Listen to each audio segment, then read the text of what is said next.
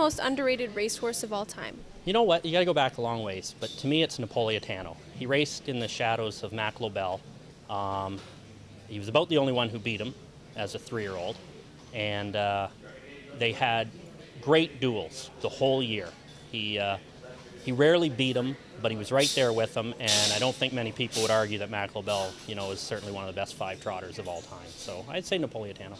The most underrated horse of all time, I'd say Shanghai Phil, because he got to race against Rock and Roll Hanover and Village Jolt, and he finished third to Village Jolt in the Breeders' Crown, and third to him in the Metro, or third to Rock and Roll Hanover in the Metro. In this industry, I think sometimes I think Glorious Comet maybe, in good times they were, and Admiral Marshall, they were all in the same group, and I think maybe good times maybe didn't get quite as much coverage as he deserved, because he ended up being the best of them all, and he went for the longest, and I think you have to have a lot of respect for that animal. Glorious Comet and Good Times duked it out for years, fighting each other, taking money from each other. They were, they were taking turns. So it was either one of them. Ambro Acton, he was overshadowed because I raced against Cam Fella with him a lot. He was a good horse, but he was always second fiddle to him. So Ambro Acton, I would say. I worked for Ron Henderson years ago, or whatever. We had a horse by the name of Horse Laughter, and he raced against all the tough horses and finished third in the North America Cup at 99-1, and finished second in the Motor City Pace. Finished second and third a lot in them big races, and he was pretty underrated, and he's still trucking the old horse. There's been a lot of horses like that have been good horses, but then they jump up, and there's one like the year of Some Beach Somewhere. Like a lot of them horses that were second and third to him were a pretty good horse. If he wouldn't have been there. Any horse that raced against Some Beach Somewhere is definitely undershadowed, I guess. He was definitely the greatest horse I've ever seen, probably the greatest horse I'll ever see. So any horse that raced against him, I would definitely give props to. Shadow Play was overshadowed by Some Beach Somewhere, but he was a hell of a horse, And nobody talks about him, but he still won the jug and broken in record time both heat, and he was lame too on the 1 foot, and he was overshadowed by Some Beach Somewhere that year, but he achieved tremendous thing too. I'd say artificial. I mean, he went toe-to-toe with the Beach in all the races, and he's the only one to ever to slay the dragon, so I'd say he was overshadowed. Carl Jameson's horse that was in was Some Beach. Santana Blue Chip. Maybe Santana Blue Chip, because he had to race against the Beach that year, A few of the horses that had to race against him that year are probably very underrated because they were chasing him all the time. So a few of them in that division, but I'll say Santana. Santana Blue Chip. Santana Blue Chip. Just because I think he had to race against Some Beach Somewhere. And I always thought at different times that we're going to beat him this week or we're going to beat him next week, and it never happened. Specific name, I can't really come into it, but any year there's a superstar horse, the underdog never gets the recognition he should have. Well, this is going to sound like an awful answer, but I think Niatras is underrated. I don't think people can understand how good a horse he actually was. He was so far ahead of his time. To do 49s 15, 20 years ago, like, it took a long time for us to even think about doing that. I know it's the normal now, but Niatras.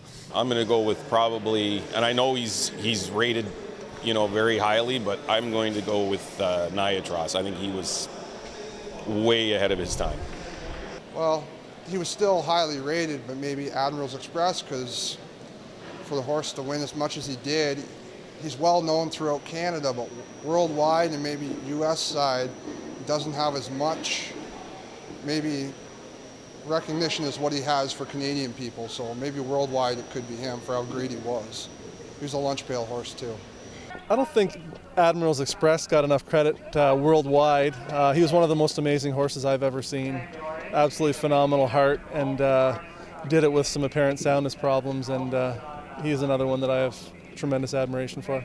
I would say Moneymaker doesn't get the credit that maybe she was deserved. She was an international horse and a filly, and she did a lot of great things, so Moneymaker. Gallo Blue Chip was a tough bugger, and he was real good. And I don't think he got the recognition he deserved. I'd have to say him, Gallo Blue Chip. Geez, I mean, there's thousands out there that are underrated. I'd say still Campbella's a little underrated in my opinion. Oh, there's always horses that are overshadowed. You know, you look back and a lot of people don't remember them. You say that was a good horse. You know, I know Armbro Chronicle was when he was at his peak, he was the best horse in Canada. But for a horse that's made the amount of money he did and had such an impact in Canadian racing, he just doesn't stick out to me as somebody a horse that, and I've driven him a couple of times, a fantastic horse. Just a horse that he's kind of, people forgot about him, you know? I mean, that's what this game, time pretty near heals everything in this game. But yeah, I don't think there was enough of a spectacle made of a horse like Armbro Chronicle. He's a fantastic horse.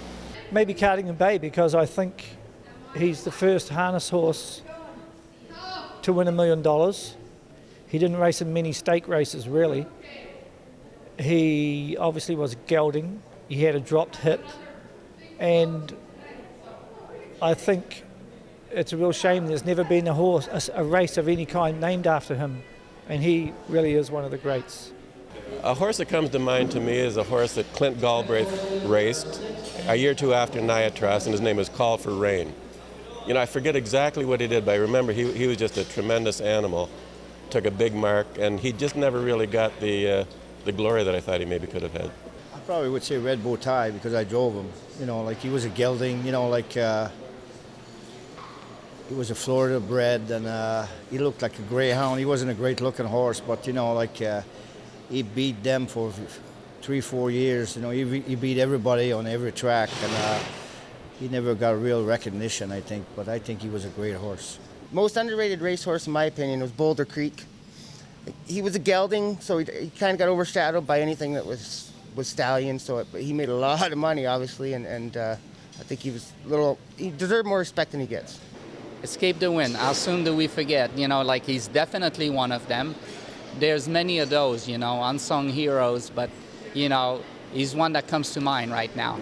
I always liked Lyle MacArthur's horse. I can't think of his name right off the bat.